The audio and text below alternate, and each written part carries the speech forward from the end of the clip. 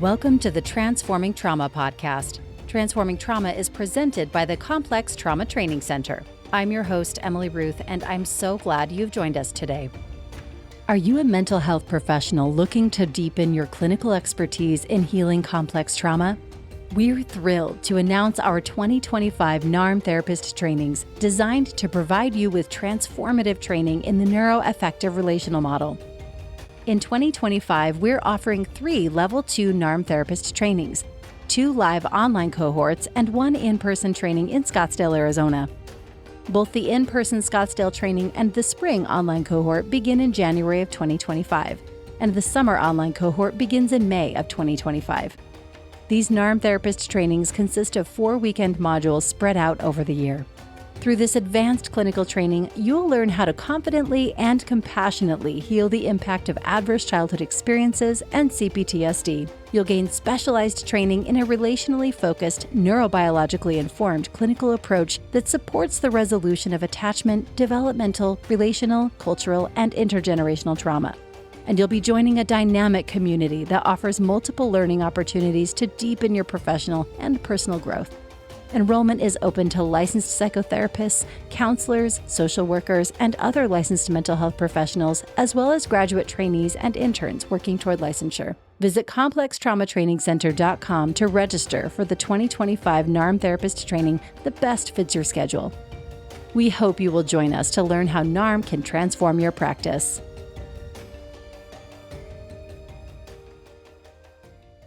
And now for our interview.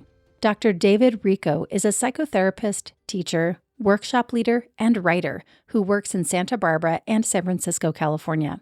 He combines Jungian, poetic, and mythic perspectives in his work with the intention of integrating the psychological and the spiritual. His books and workshops include attention to Buddhist and Christian spiritual practices. Richo received his BA in psychology from St. John's Seminary in Brighton, Massachusetts in 1962, his Master of Arts in Counseling Psychology from Fairfield University in 1969, and his PhD in clinical psychology from Sierra University in 1984. Since 1976, Richo has been a licensed marriage, family, and child counselor in California. In addition to practicing psychotherapy, Richo teaches in a number of places, including Santa Barbara City College, the University of California at Berkeley, Esalen Institute, Spirit Rock Buddhist Center, Pacifica Graduate Institute, and Santa Barbara Graduate Institute. He is currently a clinical supervisor for the Community Counseling Center in Santa Barbara, California. Please enjoy my conversation with Dr. David Richo. All right, I am sitting here with Dave Richo. Welcome to Transforming Trauma. Thank you, Emily. Yeah, I'm so happy to have you. And before we pressed record, I mentioned to you I was recently introduced to your work. And so I haven't read all of your books, but I'm really excited to dive into a conversation today.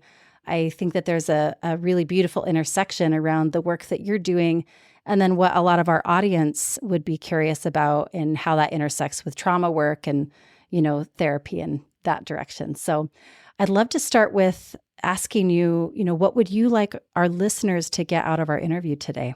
I was hoping we could be with our topic rather than think of ourselves as necessarily change agents.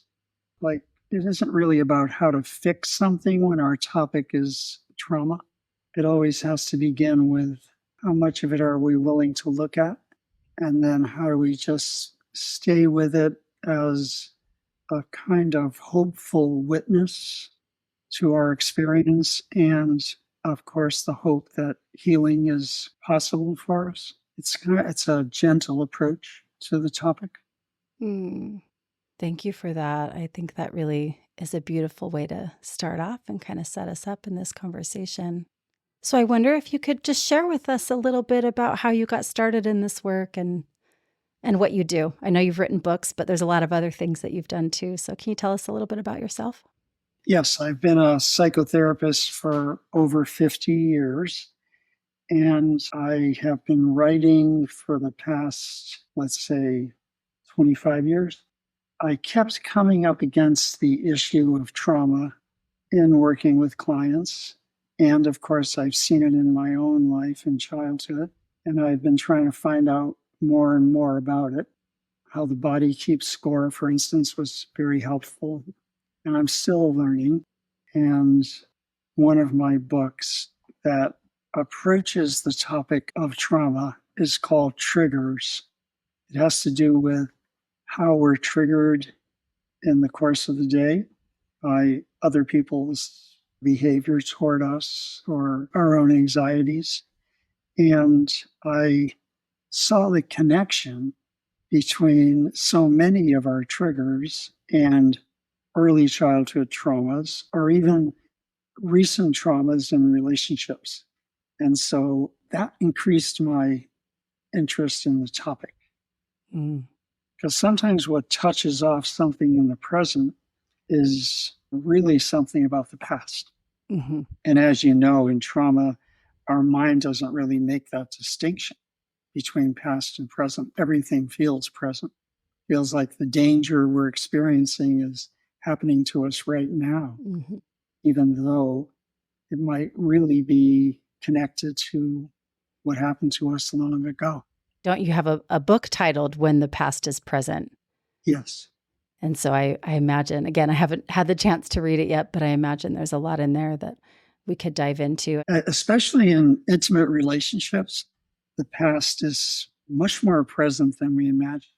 Here we are acting out what one of our parents may have been like to us, or expecting our partner to be what we wanted one of our parents to be toward us. We keep shuffling between past and present. It's a big task, and mindfulness helps us the most to enter into the present and stay there as long as possible. Mm-hmm. So you've worked as a psychotherapist for, you said, 50 years, and you've been writing books. How did you get into the field? I'm so curious what brought you to this work. I felt a calling to be of service in some way, and this idea of working with people on their issues seemed like a reasonable avenue to take me in that direction. That's one reason. Mm-hmm. And the other is I didn't really want to confront my own inner demons. I thought if I become a therapist, they'll all take care of themselves. Which I soon found out does not really work. Mm-hmm. So you felt called to the work, and also there was maybe some avoidance on your part. Yes. Thinking that if you got into the field and you learned all this stuff that... Right. I'd never really have to work on myself, and I do a lot of fixes automatically. Yeah. Some fixes do happen as you're doing this work, but not confronting the main issues that are the governing principles of your life. So I did go to therapy, and that helped me finally confront myself. We didn't use the word trauma back then in the 70s. I became a therapist in 1969. And yeah, you didn't hear the word trauma very much. Yeah. How do you hold that word? I mean, if the word trauma wasn't used, like what words were used to kind of describe what trauma is, or how would you describe how you're holding that word? So it's any event or experience that impacts you so strongly that it temporarily, or even for a long term, destabilizes you. And you wind up feeling a level of anxiety at the base of all your experience, a kind of stress. You can't quite put your finger on why it's happening, but it's continuing to impact you when you thought that the whole experience was over. It has reverberating effects. Right. And then, of course, sometimes it comes up as flashbacks and other forms of post-traumatic stress. But we didn't expect that to happen. We thought, oh, I was in a terrible car accident. Now it's over. Insurance has covered everything. I'm out from under. Don't have any physical results that I have to deal with. So it's taken care of. But we don't realize that it hit us in places that we can't really contact easily. And that every once in a while we feel it's thud. That it could also be the architect of some of our future behavior and choices. Yeah. It's a slippery topic. And I know, again, just a few things that I've read of yours, I remember you talking about how our childhood and those experiences really shape how and who we are as adults. And then we come into relationship and those dynamics can play out like you're naming those familiar dynamics. I Yes. wonder if you could speak to that a little bit more. Are you referring to like in an intimate relationship or? Yeah, my understanding is that you've worked with couples, and so there's a lot Yeah. around relationship dynamics that, especially if one has experienced trauma, how those can play into relationship dynamics. Yeah. And you're going to bring those reverberations directly into your relationship experience. And at some level, you might either be expecting your partner to help you with it or to release you from it. But you might, since the psyche cares more about completing something in you than it does about you finding the partner who will make you happy, you may wind up choosing the very person who re traumatizes you. It's the psyche's gross rather than subtle way of rubbing your nose in the need to work something out from a trauma that you haven't fully dealt with. What a position to be in. Here I am looking for release, and I choose exactly the person who will bring me right back into whatever the painful experience from the past has been. And at the same time, this is unconscious. And so now I'm resentful that the other person did not come through and help me out. But look, I chose the very person who wasn't able to do that. Mm-hmm. Might have even chosen someone who has so many traumas, there's no way I can expect healing from that quarter. I don't think enough has been done on how trauma is experienced in relationships. So that's why I wrote my book called When the Past is Present. Mm-hmm. Title says it all. Yeah. Well, I mean, you yeah, I mean, as a person who's in a partnership, I know it really often feels like an invitation to me to look at my own experience, when I feel triggered, which I know you have that book as well, but when we feel triggered in these intimate relationships, it feels like, at least for me, it's like the volume gets turned up. Exactly. And so to me, it feels like an invitation to look at my stuff. Like, why am I feeling so triggered? Why is my partner, and like you named, we choose our partner, obviously, or hopefully we had choice in that. But I'm curious how you hold this idea of an invitation to use these triggers to kind of, I don't know how you would talk about it, but like kind of wake up to our own wounds and our opportunities for healing. I'm so interested in how that relates to our agency as individuals and how we bring that into our relationships. Can you speak to that a little bit? Yes, if one is truly serious about personal growth, instead of blaming a partner for the overreactions that we're having, we would say to ourselves, well, what's going on in me that I never really dealt with that this relationship is encouraging me to look into? Then you would see a trigger as a trailhead. Oh, look, I finally arrived at the very beginning of the trail toward healing because this person or the experience that's happening within this relationship is bringing me to it. See, when you look at it that way, you would take responsibility for your own feelings, no matter how the other person may be triggering them. There's no blame left when you're truly working on a trauma. If you're still blaming, then trauma work is not happening. Yeah, I've read some of your work around this concept of, even with our parents, looking back at our relationships with our parents and maybe how our environments failed us.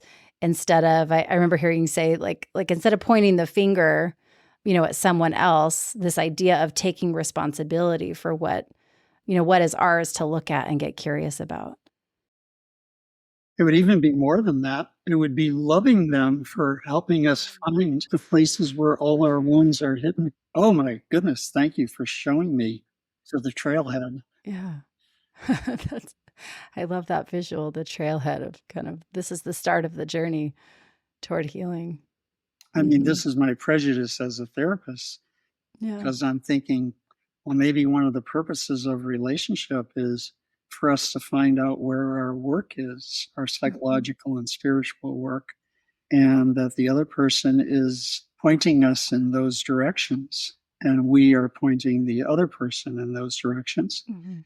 And as I say, that's kind of a prejudice because the usual way of seeing the purpose of a relationship is mutual intimacy and happiness. And of course, we all do want that. But soon enough, we find out it doesn't quite work that way.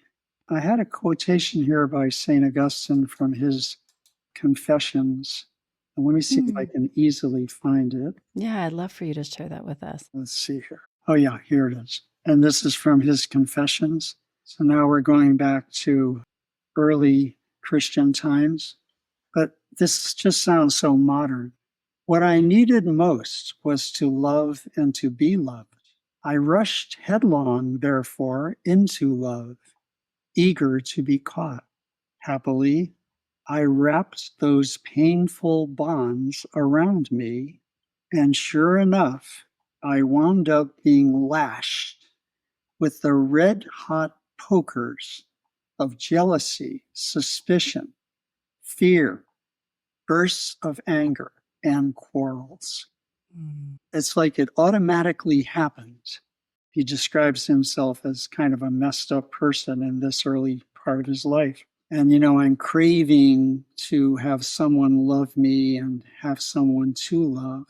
But once I get into it, I feel itself wrapping bonds around me that are full of painful experiences, such as jealousy, suspicion, fear, anger, quarrels. And we've all noticed that, it just kind of automatically happens. It's almost as if love is the escort into pain. At least he experienced it that way, and so did I. And so many of my clients have. And it's not giving love a bad name. It's just that we haven't yet really found out what love is about. Sometimes people think something is love when all it really is a connection that feels good. That does not make the case for actual love, which has to do with a deep willingness to be deeply vulnerable and a deep self-giving. And if you didn't even know that you had a self or didn't even believe yourself was worthy, it would be hard to believe you were bringing a gift worthy of being received. So when you come from trauma, you're not really ready yet for a full-on, mature adult relationship. This is why I recommend that we do most of our work before we tie the knot. And that when you're looking for a partner, that this prospective partner really has to be someone who has done at least half the work to become a healthy person, at least half the work of dealing with his or her or their traumas, rather than, oh boy, this feels good. Right. You want that, oh boy, this feels good, no problem. Just don't get married yet. Have all the fun you want, but you're not ready for the next step, shall we say, until you've done some of your own work. Does this make sense to you? Yeah. For me, it's bringing up, I've heard you talk about the necessary ingredients in an adult relationship. And I mean, I'm thinking about, again, how that intersects with trauma, because when we don't get these, and I'll let you kind of talk about them each, but when we don't have these needs fulfilled as children, we're bringing with us kind of an experience into a romantic relationship or a primary relationship that there's trauma there. So I wonder if you could talk to us about some of the 5 A's, those necessary ingredients. Okay, that's a phrase that I came up with over the years working on what are our basic needs, of which we have many, but I chose 5 specific ones, and I'll just kind of go through them. Certainly, the first need, if you're ever going to survive in infancy, is attentiveness from your caregivers. So that's attention. You don't have any words, so there has to be somebody who not only understands your needs in the moment, so I need to be changed, fed, or held, for instance, but also is able to fulfill the need. And it all comes from a willingness to be attentive 24/7 in infancy. So this is from your parents to you. Your parent would also need to be someone who deeply values you, who loves having you in his, her, their life. That I call appreciation, appreciating you as valuable rather than, oh, I'm so sorry this was a boy instead of a girl, or vice versa. As you start to show that you have a personality that may not match your parents' representation of what you were supposed to be like, then you would need full acceptance. You have to have caregivers who accept you just as you are, who are curious about what you're becoming, rather than trying to mold you into what they think you should be. So they're not rejecting your emerging qualities, they're fully accepting them, embracing them, welcoming way. And in all of this, you would need physical touching, holding, affection shown in an appropriate way. And finally, when the time came for you to show in any way that you're not as dependent as you used to be, for instance, now I can crawl across the floor instead of needing you to carry me across, then you'd have to have the kind of parents who were fully allowing you to do that. So it's attention, appreciation, acceptance, affection, and allowing. 5 needs all begin with A, easy to remember. Mm-hmm. And it turns out that these needs in early life are actually the very same ones that you brought into your adult relationships. So when you're looking for a partner, you don't want somebody who's attentive 24/7 and wondering whether, what do you need now? You don't need that. So now you're an adult. But you do certainly need as much attention as fits the bill. And you certainly need to be appreciated rather than taken for granted. You need to be valued rather than just looked upon as unimportant. You would need someone who accepts you just as you are rather than rejecting parts of you that don't seem worthy. You would need affection now shown in the ways that are appropriate to an adult and to the nature of the relationship. And you would certainly need full permission, allowing you to live in accord with your own deepest needs and wishes, while at the same time being committed to the relationship. So that would be the opposite of a controlling person. So it's the same set of 5 needs and they're carried over. Obviously, if one or more or all were missing in early life, you wouldn't have learned how to give and receive them, whichever ones were missing, how to give and receive them, nor would you know how to be okay with receiving just a moderate dose of them.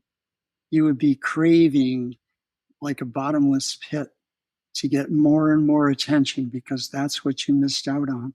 And any person who sees that you're someone who is feverishly and inappropriately craving constant attention and still wants you is not a healthy partner either. Because most people are going to be turned off by that. So it just doesn't work all the way around. Is there a way around this, out of this? Yes. You would have to do the psychological work that helps you look at what happened in the past and make sense of it, not blame your parents, but certainly see that they're accountable. But most of all, grieve what you missed, let it go, give it to yourself, and ask only for a reasonable amount of it from a partner. That's how you would be giving yourself the chance to have a healthy relationship. Mm-hmm. Yeah, I'm curious if you could talk a little bit more what you mentioned at the beginning of the presence, because I'm getting a sense that that's an important part of this process that you're naming. Like, how can we have presence to this process that you're describing of grieving what, the ways that our environment, maybe our caregivers failed? What can you say about that? Well, let me start by saying that the 5 A's are the equivalent of loving presence. How can I be Okay. present in a loving way? I will be attentive to you. I will appreciate you. I will accept you as you are in this moment. I will hold you affectionately rather than with enmity or resentment. And I will always be totally okay with your full on freedom. When I'm with you that way, I am truly present. So I would see presence described as the giving, presence between two people as the giving and receiving of the 5 A's. Mm-hmm. Some people have trouble giving them because they never learned how to give them from their parents who were supposed to be the models of how to give them. And other people have trouble receiving them because they didn't receive them to begin with, so they don't know how to let them in, or they might even be afraid of them. So that's what's meant in attachment theory. That's the difference between the secure attachment. That's the one that gives and receives the 5 A's. Secure attachment in childhood would be you receive the 5 A's and you learned how to give them. And if you're now afraid of receiving them, that would be the equivalent of what's called the fear of engulfment. And you have kind of an ambivalent attachment. If you're afraid that you'll lose them, that's the fear of abandonment. That's the anxious attachment. Yeah, I think that's a good way to look at it. Yeah.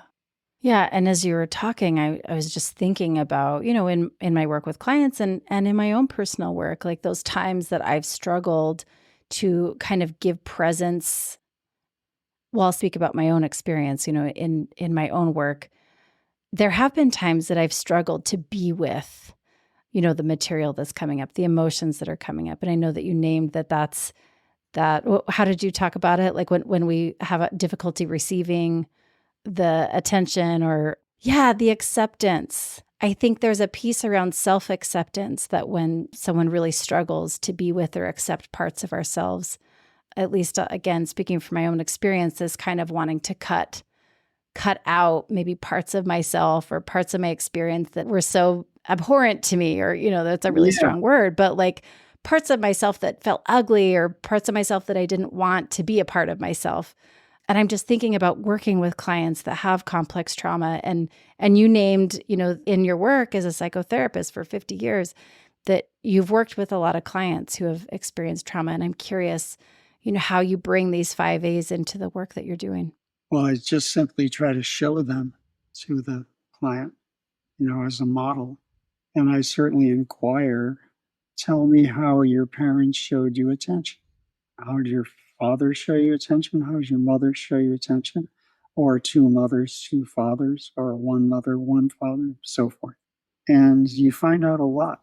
Just asking yourself, how did mother show that she was attentive to me? How did father show it? If you start blaming, you're never going to get anywhere. If you say they did the best they could, you're never going to get anywhere. Nobody did the best they could. They didn't do the best they could. They did the best they were willing to do. And they're not to be blamed for that because that's what all of us are doing. Occasionally, we are doing our best.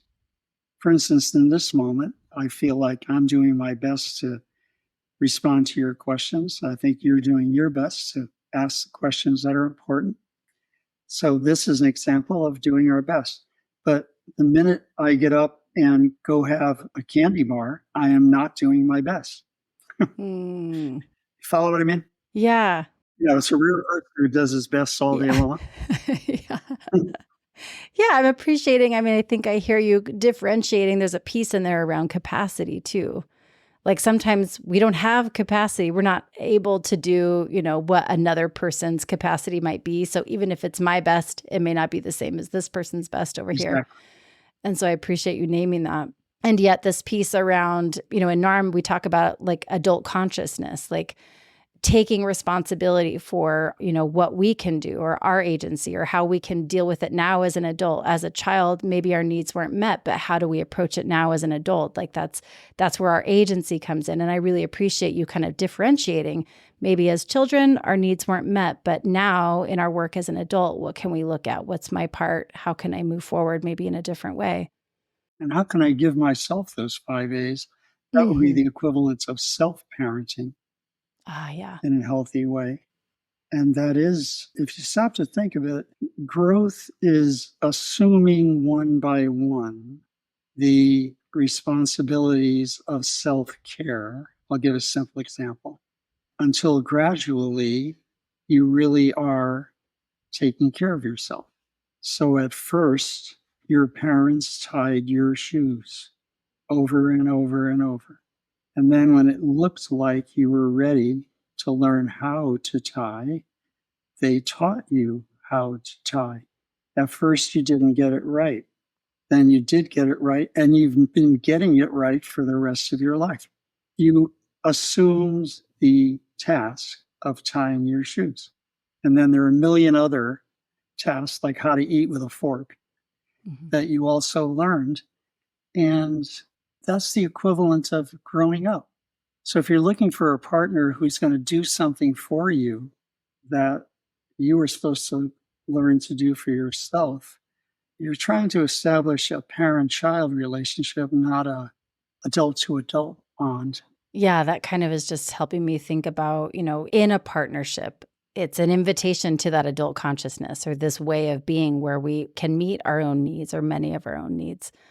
Can you speak to in a adult partnership, maybe a romantic relationship, where could there be expectations for a partner to, for instance, have acceptance for us? Well, first of all, it's not expectation. It's making a bid for which of these 5 you want in the moment and being willing to take a no if the other person is not ready.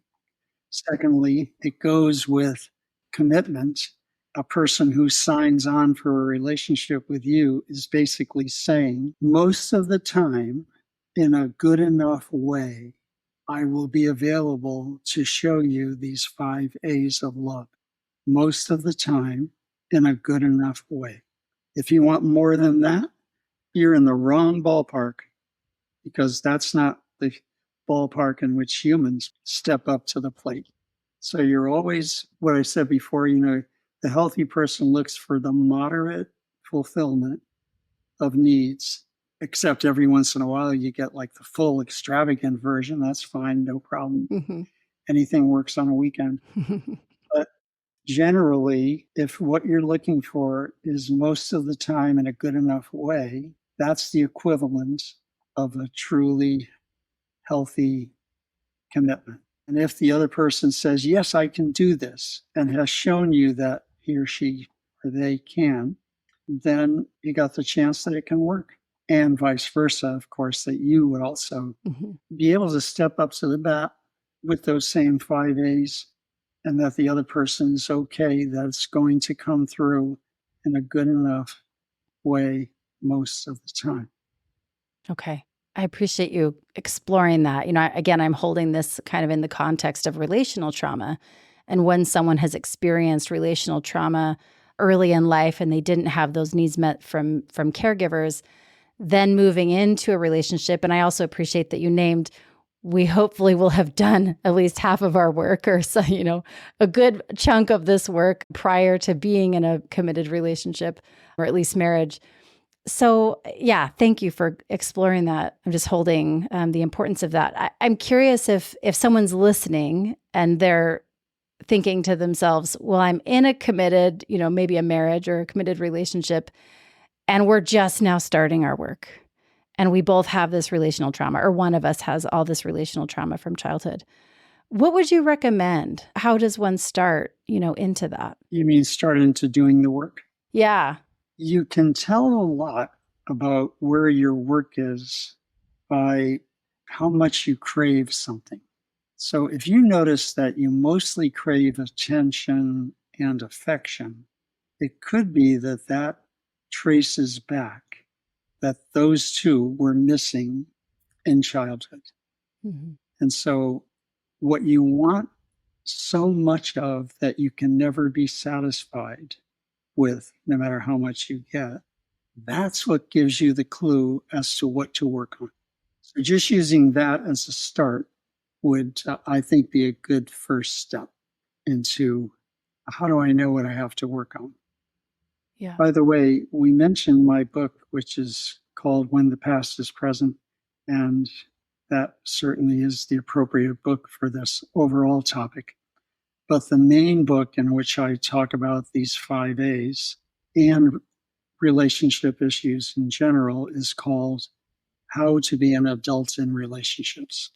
In case anybody listening wants to read, Yeah. I would suggest How to Be Adults in Relationships first, then When the Past is Present.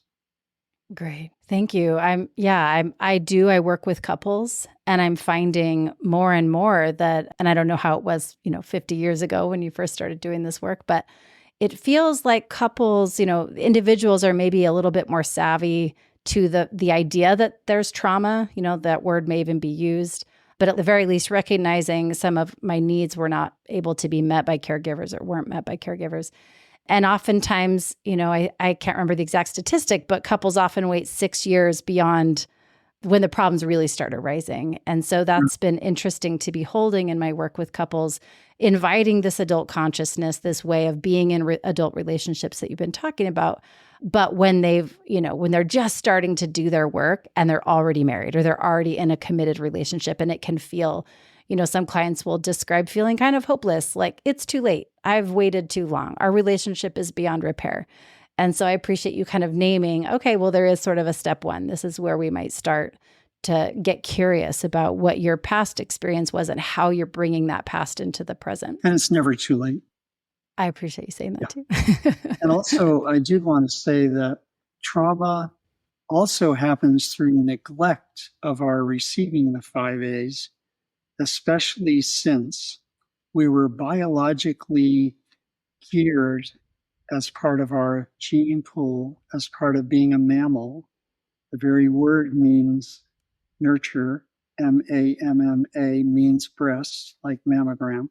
Mm-hmm. So when you did not receive these A's that you knew you needed for personal growth, which is what they are, the ingredients of personal growth, you would have felt that as traumatic without naming it so. As soon as you start blaming, you're off topic. Want to be on topic? Let's see what was severely missing. That's where trauma comes through in the form of neglect rather than actual actions such as beatings or abuse of any kind. Yeah. It would have even felt abusive to be deprived. Yeah. Yeah. And I think I heard you name, I don't know what book it was in, but the very real piece that our brains don't develop fully when we're lacking in some of these 5 A's. And so that, again, we're naming trauma and actually a physical trauma, how our physical bodies are impacted. So we're going to feel that if we were lacking in those ways. So yeah, I really appreciate you naming that the neglect is important to acknowledge as well. And if you're trying to make up for what they neglected by having somebody else overdo it in what you believe you are worthy of receiving, then you're complicating the relationship. Yeah. Well, I really appreciate, again, you clarifying this piece around staying on topic. And so the blaming is going to get you off onto a side road that isn't actually going to guide you to getting more of what you're needing or wanting. Exactly. And so staying on the topic, which is, and I think I heard you name, like grieving is an important part of that process, acknowledging how our needs weren't met. Yeah, feeling the sadness about that. Feeling And the sad. they also, of course, feel the anger toward your parents for what they did or didn't do. No problem. It's just that it's not supposed to turn into resentment or hate. Mm. Then you've never really done the work. Yeah. Yeah. It's supposed to turn into letting go, compassion for them, compassion for you, and how do I get on with my own life? Yeah.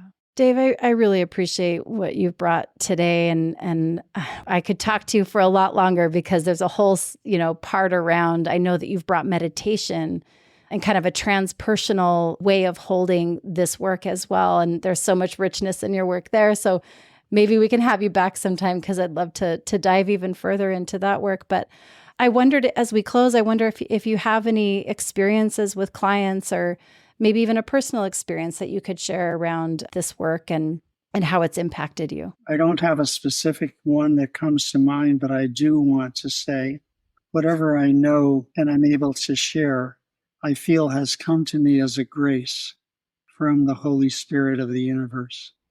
Mm. And it's not coming from me, it's coming through me. And I'm very humble in acknowledging that. And I'm not saying like that I'm, channeling Freud or Gandhi or somebody, but yeah. I just want to acknowledge that element of grace in my work and I think in everybody's life.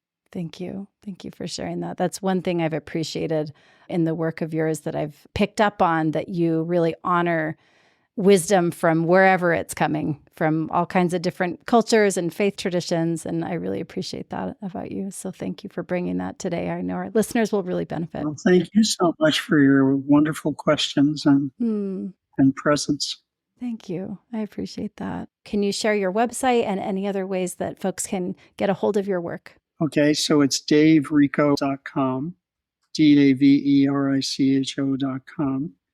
And there you will see my books and various talks. The specific 2 books that we talked about today are How to Be Adults in Relationships and When the Past is Present. And I did give a class, which is recorded and available through my website in the MP3 download section. It's called Growing Pains and Growing Up. And it's about how your early life affects your adult relationships. And I would refer people to that one if they want to work on this overall topic with therapy or on their own. And my new book is called By Your Side, How to Find Soulful Allies and Become One to Others. In other words, how to find the assisting forces who help you move along on the road to growth and maturity and spiritual wisdom. It's the archetype of the helper, the sidekick, the partner, the friend, the mentor, the saint, the bodhisattva. That's my new book. Beautiful. And it's from Shambhala Publications, and it's on my website. Beautiful. Thank you so much. I'm excited to do a deep dive and spend some more time with your work. It's really exciting. Well, thank you again for taking your time, Dave. Thank you, Emily. Thanks so much for joining us for today's episode. To find more information about our guest, check the show notes or visit us at complextraumatrainingcenter.com/transforming trauma. You can also connect with us in other ways. We're on Instagram, Facebook, and YouTube. As a mental health professional, your commitment to healing and growth inspires us. We at the Complex Trauma Training Center are committed to supporting you in your well-being and success. That's why we're honored to invite you to our Space Program 2025, an interdevelopment program of support and self-discovery for therapists on the personal, interpersonal, and transpersonal levels.